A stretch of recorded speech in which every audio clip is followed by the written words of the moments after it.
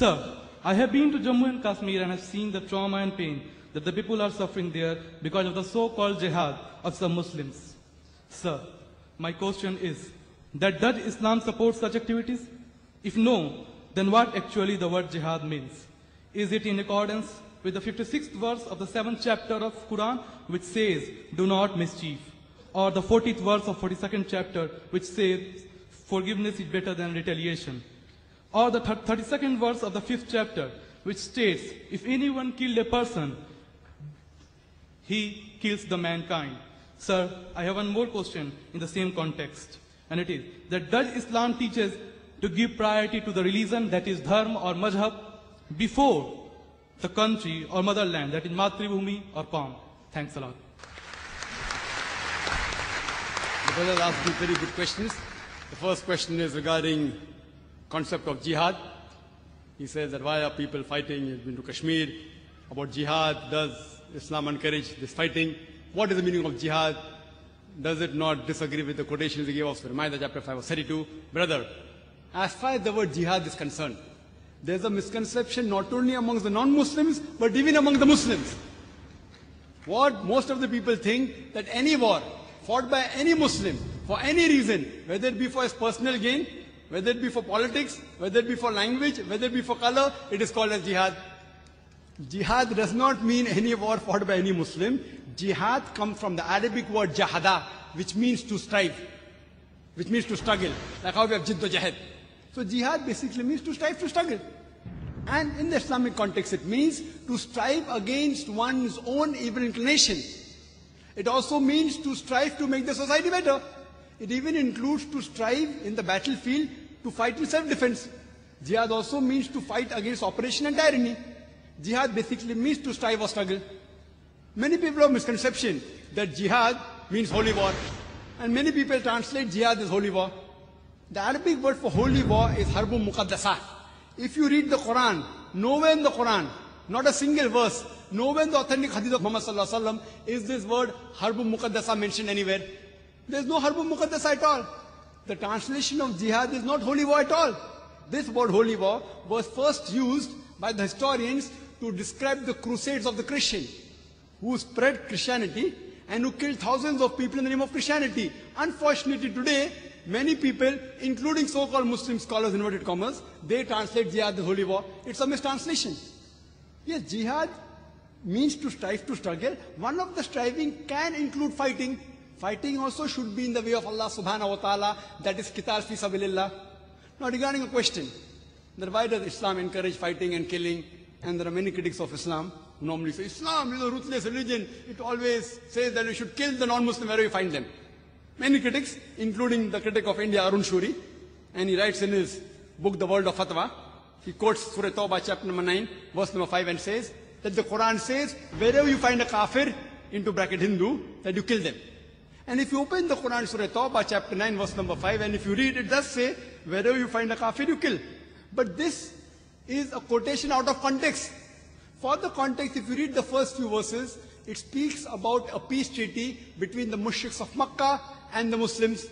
If you read Surah Tawbah, chapter 9, first few verses, it speaks about a peace treaty between the Muslims and the mushriks of Makkah. Now this peace treaty was unilaterally broken by the mushriks of Makkah.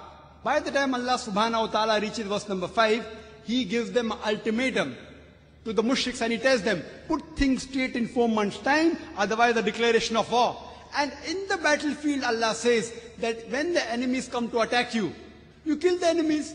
So this verse is revealed in the battlefield, that when the enemies come to kill you, don't get scared, fight them.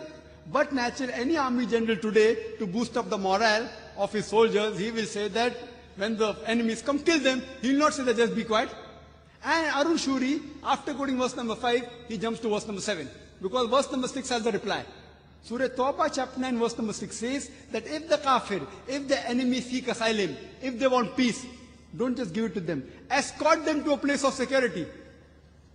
If the enemy wants peace or asylum, escort them to a place of security. Today, the most merciful army general, maximum will tell his soldiers that let the enemy go. Here Allah says, don't just let them go, escort them to a place of security. So whenever these verses are there of killing, including the verse of Surah Anfal, chapter 8, verse number 60, when they say that, prepare your steed, and be prepared, attack the enemy. The next verse says, but if the enemy is inclined towards peace, you give it to them. So almost all the verses we talk about fighting.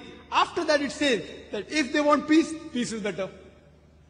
Now regarding your question, what about the verses of Surah Ma'idah chapter 5 verse 32, Surah Nisa chapter 4 verse 40, that if anyone kills any human being, it's as though he has killed the whole of humanity. This is the basic rule of Islam, that if anyone kills any human being, whether it be a Muslim or non-Muslim, unless it be for murder or for creating mischief in the land, spreading corruption in the land, it is as though he has killed the whole of humanity. And if anyone saves any human being, it is as though he has saved the whole of humanity. Now if you read Bhagavad Gita chapter number 2 verse number 50, it says, Shri Krishna tells Arjun to do jihad, strive. If you read Mahabharata talks about thousands of verses of fighting, thousands of verses, many number of times more than what the Quran speaks. Mahabharata is a scripture, as you may be aware. It talks about a feud, a fight between the Pandavas and the Kauravas. The 5 brothers Pandavas and 100 brothers Kauravas fight. And Bhagavad Gita is a part of Mahabharata, 18 chapters in which Shri Krishna, Lord, he gives advice to Arjun. Arjun says in Bhagavad Gita chapter number 1, verse 42 to 46, that I would prefer getting killed unarmed rather than fighting my cousins. How can I fight my cousins? The Kauravas, my cousins. I would prefer getting killed unarmed rather than fight. Immediately Lord Krishna, you know what does he say? In chapter number 2, verse number 2 and 3, he says that how could such impure thought come in your mind? It is sinful. How could you become so impotent? How could your heart become so weak? So Lord Krishna says such thoughts are impotent. They are impure. They are sinful. It will prevent you from going to the heavenly planets, going to Jannah. After that, Bhagavad Gita, chapter number 2, verse number 31-33 says, he says, Lord Krishna, he says to Arjun, that it is the duty of a Kshatriya to fight. If he does not fight, he shall not go to heaven. And if you do not fight, you are doing a sin. So if you analyze in Bhagavad Gita, Krishna says that you have to fight. Imagine if I take verses of Bhagavad Gita and say that Lord Krishna tells Arjun that you have to kill your relatives. If I quote out of context, it will be devilish. But in context, it is Lord Krishna says that if you have to fight against falsehood, for the truth, you can fight against anyone, even if it be your relatives. So now in context, it makes sense that if you have to fight for justice, even if it be against your relatives, there's no problem. So that is the message of Bhagavad Gita and Mahabharata, fighting truth against falsehood. The moment I tell a Hindu about Mahabharata and Bhagavad Gita, he has the knowledge. He says, no, but Mahabharata and Bhagavad Gita is a fight between truth and falsehood. That is the same thing what's mentioned in the Quran. So moment I quote to you Bhagavad Gita, Mahabharata, you understand the Quran better. And furthermore, many people say, oh, this Quran talking about jihadi. If you do jihad, if you die, you go to Jannah.